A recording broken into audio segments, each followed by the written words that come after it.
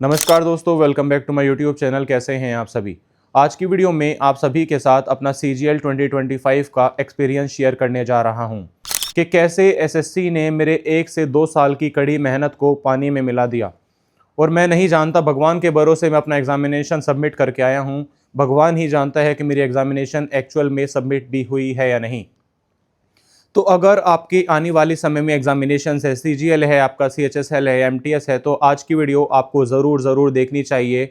और मेरी सारी प्रॉब्लम्स को जानना आप सभी के लिए काफ़ी ज़रूरी है। अगर आपकी आने वाले समय में एग्जामिनेशन है, आप सभी को पता लगना चाहिए कि किस किस तरीके की प्रॉब्लम्स को फेस करते हुए मैं अपनी CGL की परीक्षा को दे के आया हूँ। दोस्तों 16 तारीख को शिफ्ट 2 दिल्ली के निलोठी एरिया में मेरा एग्जामिनेशन सेंटर डाला गया। अब जो दिल्ली में रहने वाले बच्चे हैं वो जानते हैं कि दिल्ली में निलोठी हो गया, निहाल विहार हो गया, सुरजीत विहार हो गया, ये कितने बैकवर्ड क्लास एरिया हैं।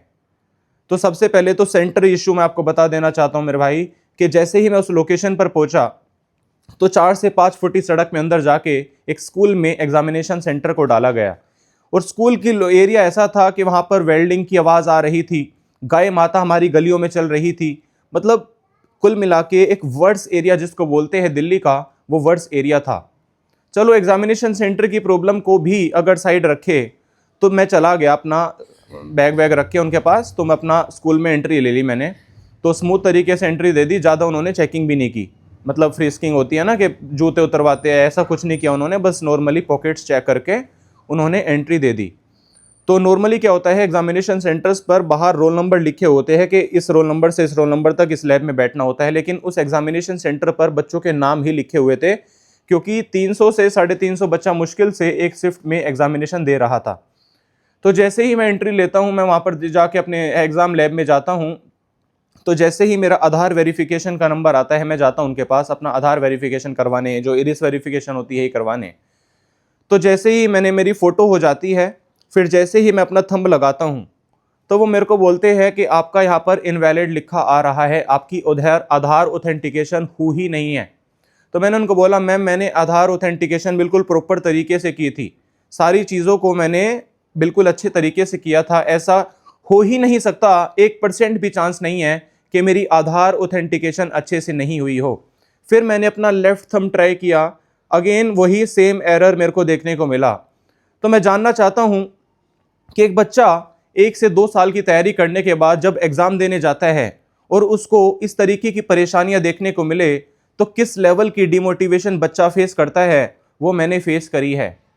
मतलब बच्चा डिमोटिवेट हो जाता है एग्जामिनेशन सेंटर पर, जो उसका माइंड होता है वो मतलब एक डाइवर्ट तरीके से हो जाता है कि बच्चा जो आता है वो भी भूल जाएगा ऐसी स्थितियों को देख के।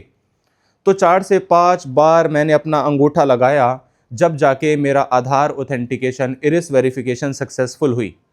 ठीक है जी। फिर मैं चला गया अपने डेस्क पर। फिर मैंने तीसरा पड़ाव फेस किया इनकी प्रॉब्लम्स का। तो तीसरा पड़ाव ये था कि जैसे ही मैं अपने सिस्टम पर बैठा, तो सिस्टम से पहले आपको बताना चाहता हूं वहां पे इन्विजिलेटर्स के बारे में। इन्विजिलेटर्स उस एग्जामिनेशन सेंटर पे 18 से 20 साल की लड़कियां थी। जो इन्विजिलेटर कम मेरे भाई, मेरे को वो लग रही थी कि वो एग्जामिनेशन हॉल में तो वो ऐसा लग ही नहीं रहा था वो घूम रही है। उनको लग रहा था कि ये एग्जामिनेशन हॉल नहीं, ये एक सर्कस है जहां पर इधर से उधर हम घूम रहे हैं बच्चों को डिस्ट्रैक्ट करते हुए। तो जैसे ही मैं अपना नेक्स्ट करता हूं, वो स्टेटमेंट जो हमें पेपर पे लिखनी होती है, मैं क्या देखता हूं कि मेरा माउस बिल्कुल भी वर्किंग नहीं है। और कंप्यूटर की जो स्क्रीन है वो पहली बात तो ब्लर है, और दूसरी बात वो इतनी जूम कर रखी है कि बच्चा देख ही नहीं सकता। काफी बच्चों को सवाल देखने में भी, मतलब मैं और 3 से 4 बच्चे थे मेरे साइड में, सेम इश्यूज हम फेस कर रहे थे। तो स्क्रीन इतनी ज्यादा जूम करी हुई थी और ऊपर से इतनी ब्लर थी कि हम सवालों को अच्छे तरीके से नहीं देख पा रहे थे। तो ये इशू हमें देखने को मिला। हमने ऑन द स्पॉट, जो मेरे 102 बच्चे मेरे साइड में बैठे थे, और मैंने ऑन द स्पॉट टीचर्स को बोला कि मैम हमारा माउस वर्किंग नहीं है, हमारी कंप्यूटर स्क्रीन अच्छे से विजिबल नहीं है, और ये काफ़ी जूम है, तो हमें काफ़ी परेशानी होगी, एग्जामिनेशन स्टार्ट होने से पहले हमारा सिस्टम बदलवा दीजिए। तो मैं दूसरे कंप्यूटर पे बैठता हूँ, अगेन सेम इश्यूज़ मेरे को फेस करने पड़ते। फिर से मैंने टीचर को बुलाया, मैम मेरा कंप्यूटर चेंज कर दीजिए। तो 10 से 15 मिनट मेरी इस साइकिल में निकली है कंप्यूटर्स को चेंज करवाने में। फिर फाइनली मैं अपना एग्ज़ाम देता हूँ। ठीक है जी। तो सबसे पहला सेक्शन में रीजनिंग के क्वेश्चंस करता हूँ। तो रीजनिंग के 10 से 15 क्वेश्चन मैंने करे। ठीक है। उसके बाद मैंने थोड़े से क्वेश्चन स्किप कर दिए कि बाद में करूँगा। फिर मैं आया जीके पे, जीके के क्वेश्चंस करे, ठीक है। फिर मैं मैथ्स पे आया, फिर मैथ्स के क्वेश्चन करे, फिर इंग्लिश पे आया है ना, तो मैं क्वेश्चंस पे क्वेश्चंस कर रहा था फटाफट से, क्योंकि टाइम काफ़ी तेज़ी से जा रहा था। तो मेरे भाई जैसे ही मेरी 5 से 7 मिनट बची थी एग्जामिनेशन सबमिट होने की, मेरी कंप्यूटर स्क्रीन ब्लैंक हो गई। मतलब मेरी कंप्यूटर स्क्रीन पर कुछ नज़र नहीं आ रहा था, प्रॉपर वाइट हो गई मेरी स्क्रीन। मैंने टीचर को बुलाया, मैम देखिए कि किस तरीके की मेरी स्क्रीन हो गई है, मेरे को कुछ नहीं दिखाई दे रहा। और वहाँ पे कोई सबमिट का ऑप्शन नहीं था, कोई thank you for submitting the exam आता है ना लिखा हुआ, कुछ नहीं था ऐसा। मतलब वो ब्लैंक हो गई।